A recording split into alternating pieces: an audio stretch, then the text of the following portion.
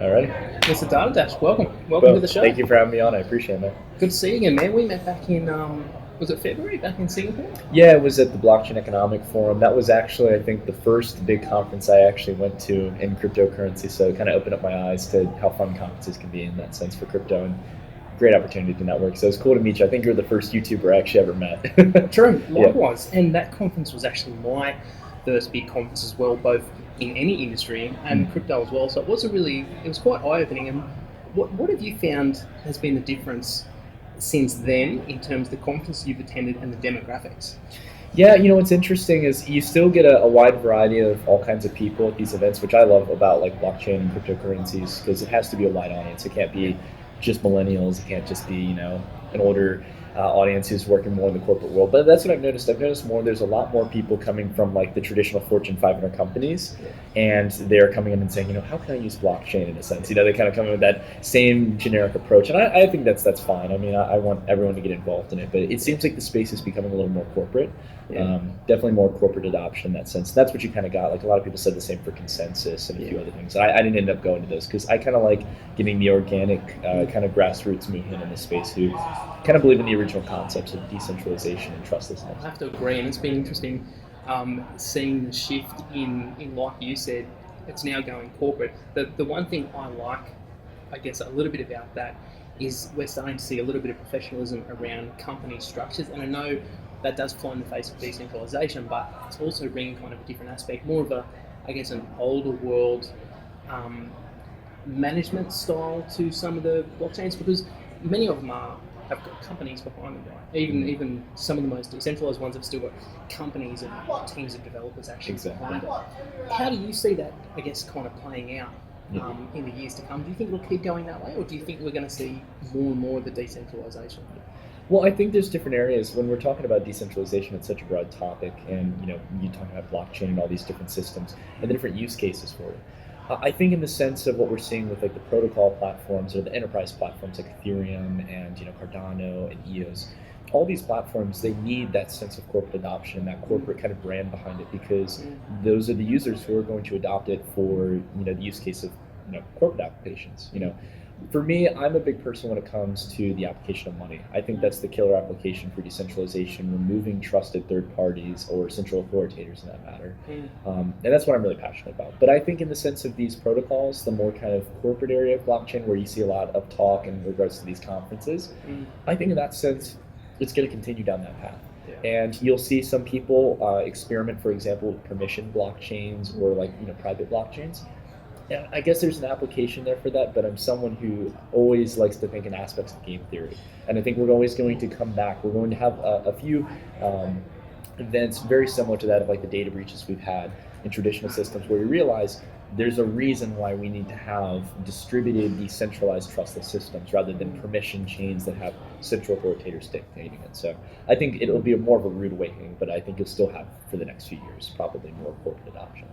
I think you raised a good point too, and that's the intrinsic link between a cryptocurrency, an economic incentive for good network behaviour. And that's the thing about these permission blockchains. You could argue, why not just use a database? That's the thing about it. Blockchains, the whole thing about a blockchain specifically, there's other different types of distributed systems. DAGs have become very popular, but specifically focusing on the big buzzword blockchain, blockchains do very few things good. They do a great job of making information, so long as you have a good consensus method, a method to reaching consensus or a consensus algorithm, removing trust and making information immutable. And that's a very powerful thing for a select few business applications. Some are multi-billion-dollar industries or multi-trillion-dollar industries, as some ICOs like to pitch out when they, raise $20 million in capital. But I think that outside of these very small niche items, you have a lot of people just wanting to try and use blockchain. And I think there's a lot of areas where it doesn't help. I mean, it doesn't work well as a database. It doesn't work well. And a lot of systems that people try to conflate how blockchain would help as an industry.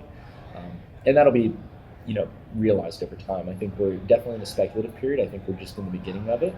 But after that speculative period goes through, just like the internet, you're going to have a very quiet period where the real people, I think the cypherpunks in this movement, are really going to make momentum in actual real distributed decentralized systems, especially in the aspect of money and real applications for this. And that's where the real innovations, I think, are coming. Yeah, interesting stuff. Oh, now I guess onto the market. Jumping straight into it, I have to apologise. I didn't think we'd get so straight into it. But I guess probably first of all, mate, just to get a little bit of background on what you've been up to in the last few months since we first met in Singapore. You've been travelling the world. You've been all over. You've recently got back from Lithuania. Tell us a little bit about your travels. Tell us about some of the places you've been and some of the people that you've met. It's been eye-opening. I've before actually the conference we went to, before Singapore, and that whole kind of world tour I did back in January and February, I had never traveled outside of the U.S. So it's been very eye-opening. I mean, we're here in Bangkok, right outside. There's a beautiful window view of the city, and it's been an extraordinary time. I think more than anything, I've continued to travel. I usually do about 1 month out of every 3 months. So then I'll go out and I'll do traveling. Outside of that, I stay back at home. I do work on content. I try to really focus heavily on researching projects. I've been really getting interested in studying into both the ICO space and the OTC markets. I've seen a lot of cool things, but I've also seen a lot of bad. And I get very interested in the potential of these markets, but at the same time, making sure that they're fulfilling a positive I guess, kind of purpose for the space. And again, it's finance. You learn all these fascinating things. And I'm someone, I originally had a really big passion in traditional finance of understanding kind of the power structure of things and how things operate. And you learn a lot about, how money moves in the ICO space and the OTC markets. It's a huge part of the crypto space that people don't get to see because it's not on the exchanges. So I found that very fascinating, and I've started to talk about it more, and also talks of the Bitcoin ETF that might be coming out this year. I'm a big believer. I'm a contrarian. Most people, I think, doubt that it's going to come this year. I think you're going to get an approval in September or October. How do you think that's going to affect the market, both short term and long term, once we do get an ETF? I think an ETF is going to be immensely beneficial in the sense of the value of Bitcoin. Some people don't want more of this commercialization and traditional finance getting involved. But I would say to people that, much like in gold and other traditional markets, we see that this, I wouldn't use the term maturing. I think crypto as a market is very mature. It doesn't, just because there's an ETF, something doesn't make it any better. But when you have an ETF, it allows people who, even for something that might seem so simple like opening up a Coinbase account, something so difficult like that for the average individual, to easily be able to simply go on to their brokerage platform, click with a mouse, and be able to acquire Bitcoin through traditional investment platforms, or to have some investment manager be able to do that, because right now they can't go on a Coinbase account and do that for their clients unless you're an accredited investor buying through a hedge fund.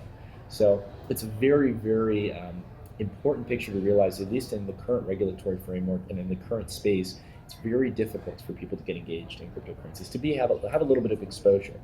And we're in such a small market. I think people see Bitcoin as this massive overvalued thing that's very speculative.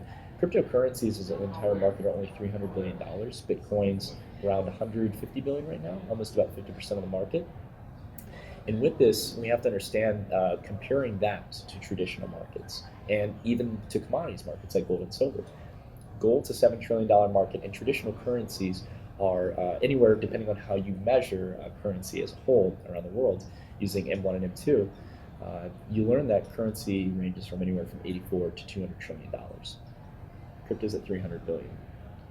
A lot of upside. A lot of upside in that sense. And again, we're dealing with, I think the core fundamental of this space is currency as an application of decentralization, all these cryptocurrencies. There's utility tokens and security tokens. There's a lot of wonderful things that can come out of that. But I think the biggest application is money. That's going to shape everything, to take away central or authoritative power from central banks, from regulators, and to actually have something that allows me to do commerce with you anywhere in the world within a matter of seconds for practically pennies or no fee at all, and being able to do that trustless and without censorship. I mean, that's an amazing feature. That's the best killer application I can see for distributed systems and decentralization. And do you think the behaviour of people and how they interact with cryptocurrencies, mentioning using it as a currency, as its primary utility, as its value proposition, I completely agree with you on that. Do you think, as we will see the price of Bitcoin appreciate to unbelievable levels in the years to come, do you think the behaviour of people and how they hold that asset will change in accordance with the valuation? Yes. For example, I have a lot of people, it's almost something, you see it a lot at the conferences as well. Everyone loves to kind of virtue signal in a sense and say, oh, anytime I have the opportunity, I spend Bitcoin, right? I shop and use my Bitcoin. And to be fair, I'll admit I kind of fit in that camp. I do that, but the thing is, I think people feel bad because they're investing in cryptocurrencies, right? They're hoping that it's going to go up in value. If you understand the fundamentals of this market and how small it is, and the potential behind it, and the power of real, true decentralization, there's obviously a market. There's obviously a potential for possible return. So for that, I don't think people should feel bad about it. But you have to give time for these markets to mature, for them to grow, for the ETF to come to the picture, for more adoption to come to the picture, people actually finding why it's valuable to use cryptocurrency. And when that happens, when this becomes, rather than a $300 billion market, a tens of trillions of dollars in value, that's when you start to get less volatility in price. You start to have more real adoption, and where people can actually start using these things, using real cryptocurrencies for payment. They get better, they get more efficient, and they become more mainstream. Right now, it's silly to use crypto. It's like the old story, for example, the guy who used Bitcoin to buy pizza. He's probably regretting it right now, right? And that's a perfect example of understanding that this space has so much more room to grow. So it's understandable as to why, in the short term, you have this speculative nature. But bear in mind, these are currencies. They are going to be speculative assets for a few years, or commodities. Everyone's got a different definition. I think they are currencies. There's an immense amount of power, and people will realize it eventually. I think when there's instability in traditional currencies, you're going to get the real adoption of crypto and people using it not just as a store of value or as a speculative asset. Coming back to earlier, how you were talking about really the requirement for people to have, or they should be seeking the fundamental understanding of cryptocurrencies, whether they're looking at investing or whether they're looking at using it in some way. I completely hold that same point of view. I've nearly been living off baked beans at some points in the last 6 months because there's, the way I see it, there's so much upside. I was putting in absolutely as much as I could afford for a long, long time. What would be your advice to people maybe new in this space? Where can they go? What factors should they look at to help them get a good understanding of crypto, maybe in a short amount of time and maybe in a way that's easy for a normal person to understand? I always recommend to people, in the application of Bitcoin and some of the larger cryptocurrencies and application of trying to fix money, is to understand the flaws of traditional money. You cannot step into the cryptocurrency space, I think, or the blockchain space, whatever you want to label it as, and understand the real value of trustlessness until A, you either understand why you need to remove trust from money, or B, you've experienced it. I've been talking to a few people, for example, at these conferences, who've had issues with banks freezing their accounts, who've had issues with banks charging ridiculous fees. And along with that as well, having a system that has continuously repeated through history, through different names, different governments and organizations, of the same repeated mistakes of traditional fiat currency. Because the dollar and the euro, their mechanics aren't very different.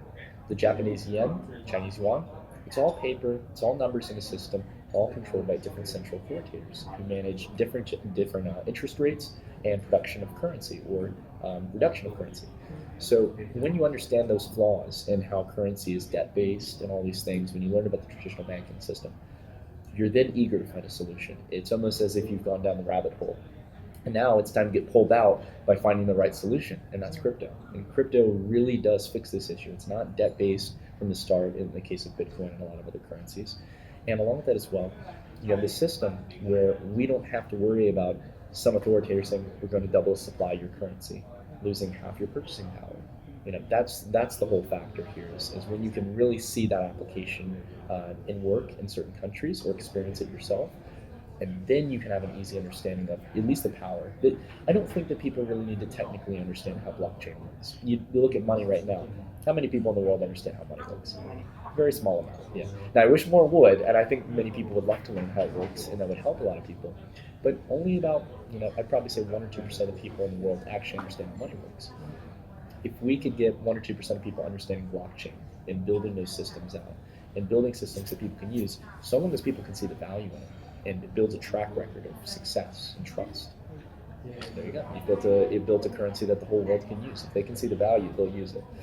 And touching on a point you said earlier too, regarding custodianship, this is something I think a lot of people, especially new to this space, maybe don't see as a value proposition, or maybe don't understand enough about it. So at the moment, it's obviously difficult. We have two existing systems. We have one very new system being cryptocurrencies, and we have existing money. But my own interpretation of how this market will mature in the future is applications usability will increase to the point where people will mostly be able to function just on cryptocurrencies. They won't be needing their fiat currencies for transactions. And the power in the hands of the people is immense, because here you have a cryptocurrency with a wallet where you control this private key, where literally, no matter what happens in the financial system or whatever country or region you're living in, that money is yours. And I think that to me is so powerful, and that's what grips a lot of people in cryptocurrencies. What's your take on that, and how close, I guess, do you think we are in terms of that usability? How early are we before we get to that point where things are going to start to become easier and easier for people to use? Yeah, so it's kind of funny. I know that there's a lot of people, for example, who kind of get scared on that same reason you mentioned. There's a lot of freedom that comes with it, but there's also some concerns.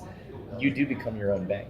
Some people I know, for example, they go to bed every night saying, "Look, I wouldn't trust I wouldn't trust myself with managing my money. Anyone else would probably do a better job." So that's why they store their money in a bank account. So in that case, I think that there's some people who will never really want that true power. And I think there'll still be people who store money, who still serve the purposes that banks have fulfilled. Whether they're going to be banks or not, I don't know.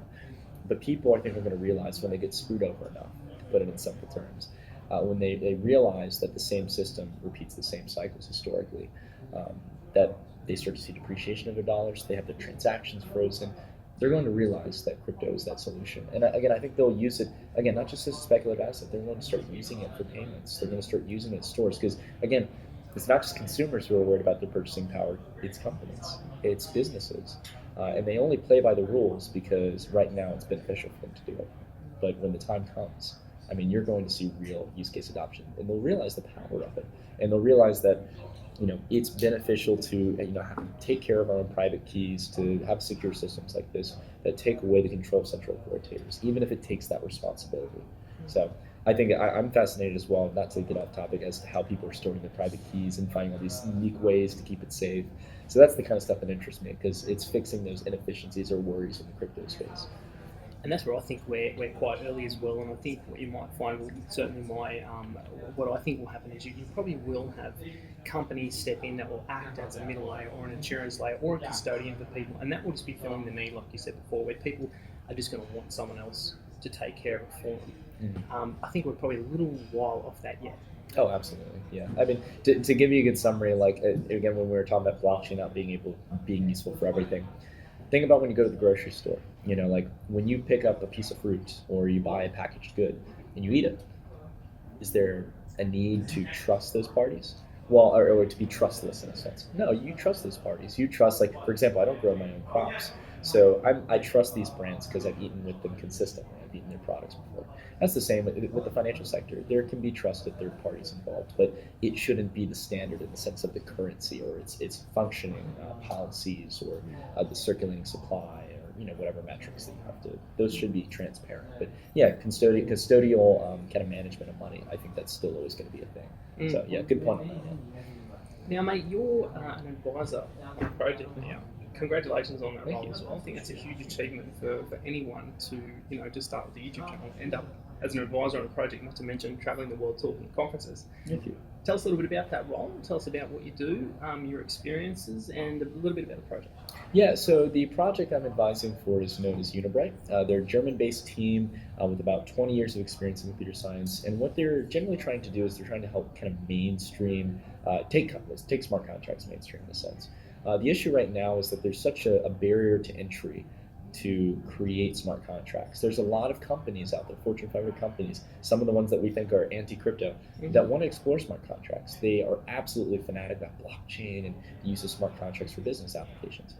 The fact of the matter is, though, coming from working in Silicon Valley, I know that the general price range of what a Solidity developer, for example, if you want to develop a smart contract on Ethereum, to get a Solidity developer to work for your company, you're going to have to pay them $250,000 US dollars. You're going to have to pay them benefits. You're going to have to do all these things to try to attract that very scarce labor into your team.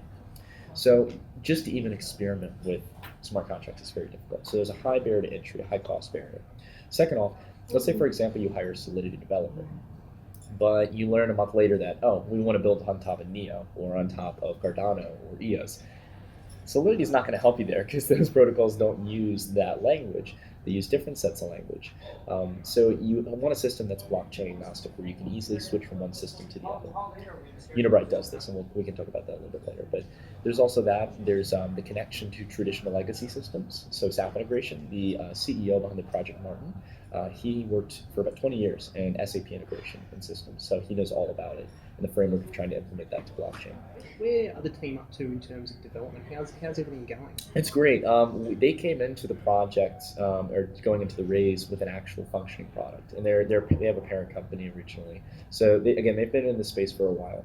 But when we were, the one thing that sold me, for example, when I was hearing about the project, is I looked at their demo, and they had Stefan, one of the founders of the project, actually showing a use case of the demo, and being able basically to kind of explain how Unibright works. I guess would be the best thing to kind of tackle here is basically Unibright gives a workflow diagram, that's what I like to call it, on how to build smart contracts. So we have templates, we have a drag and drop systems where you can connect certain visual representations of what you want your smart contract to do. That's cool.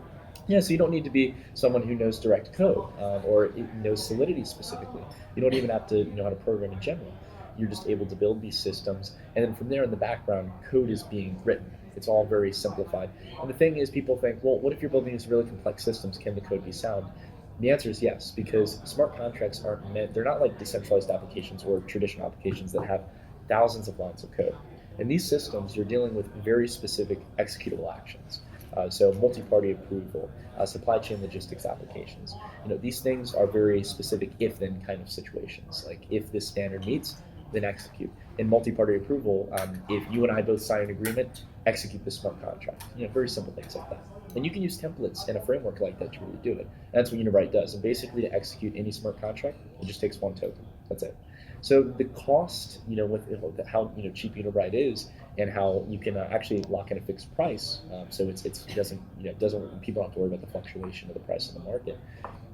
When you can do that, you can set a very easy, low-cost barrier into the market and give them the platform they need to break past all those other worries we had about earlier. Actually finding value in your smart contracts through a unique explorer, being able to connect to the traditional systems. Blockchain is smart contracts aren't very useful if you can't connect to legacy systems. And then also being able to switch between protocols and find which one's right for you. Other than Unibright, what's your favorite sort of existing top 50 token out there at the moment that a lot of people are going to know about that's on your top list? It's not so much a token that I'm excited about. I'm someone who's big on peer-to-peer digital cash plays.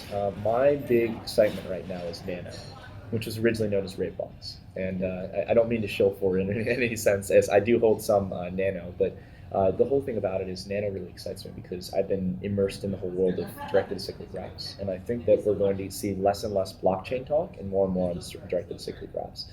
The reason why I like Nano is because I've looked for a currency that was pretty much instantaneous with transactions. I know that most retailers don't want to wait 10, 20, 30 minutes for a block confirmation. With all that as well, I was looking for a currency that was feeless or close to feeless, where I could send an infinite amount of transactions. And something that just simply worked in that sense, that was, for example, had a fixed supply that was already out there in the market. Nano meets all those three standards. And that really, really excited me. So from there, and they also use delegated proof of stake, which is really unique as well. It's a weighted stake in reaching consensus. But because of the system, you can send an infinitely scalable amount of transactions, so long as how far the delegated nodes can actually keep track of everyone's record on the ledger. But the block lattice, which is what they use, that's their type of DAG, it's very fascinating. It's hard to explain it on video, but basically everyone keeps a copy of their own chain, and transactions are sent through send and receive blocks. So have you heard of Nano before, personally? I actually did a SWOT review back when it was called Raveblocks. Yes. Yeah, I thought it was interesting. I must say there were a few things I found that concerned me a little bit about the code and about security audits being done on it. However, I haven't looked into it for quite a while, but when I did look into it, there was just, I don't know, there was a couple of things that I thought were interesting, but in saying that, you've really got to stay on top of developments, and you've also got to give teams some leeway, because you're only getting as much information as what's available on the internet. No, You're not sitting there talking to the being fans. critical, there are some things that concern me. There are some what are known as attack vectors. So, for example, Bitcoin, an example would be a 51% attack. Like that, if you get 51% of the hashing power, you can take down you can almost take down the network of Bitcoin because you can double spend.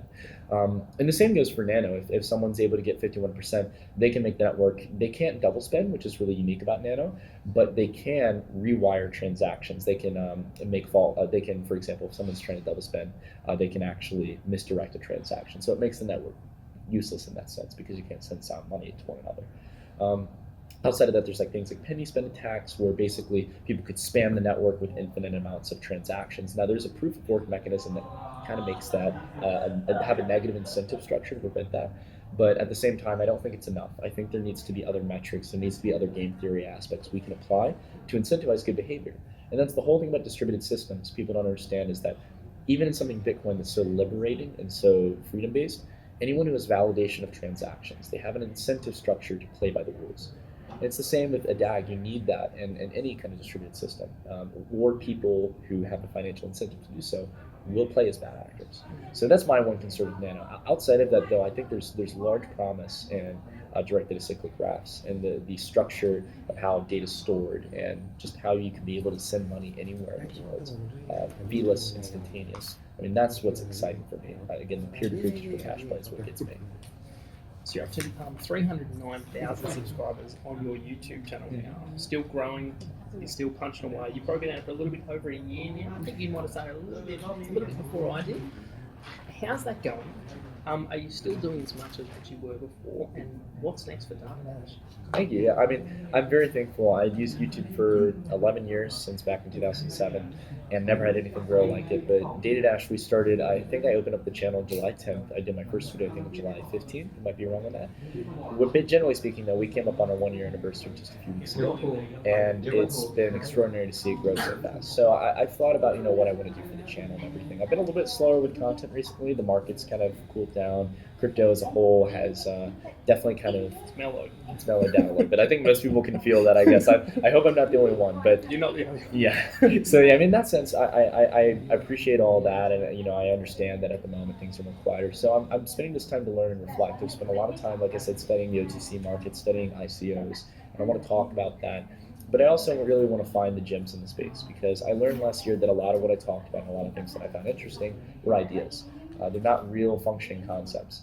And it's hard to find real use cases in the space, like real applications. So in this case, I really want to keep focused on finding some serious gems, some real projects that have real code and real use cases that I could see taking off. And then, obviously, as always, try to share it as early as possible to my fans and stuff. Outside of that, though, my long-term goal, as I mentioned, is to build a peer-to-peer digital currency. So I've started to work on the concept for it.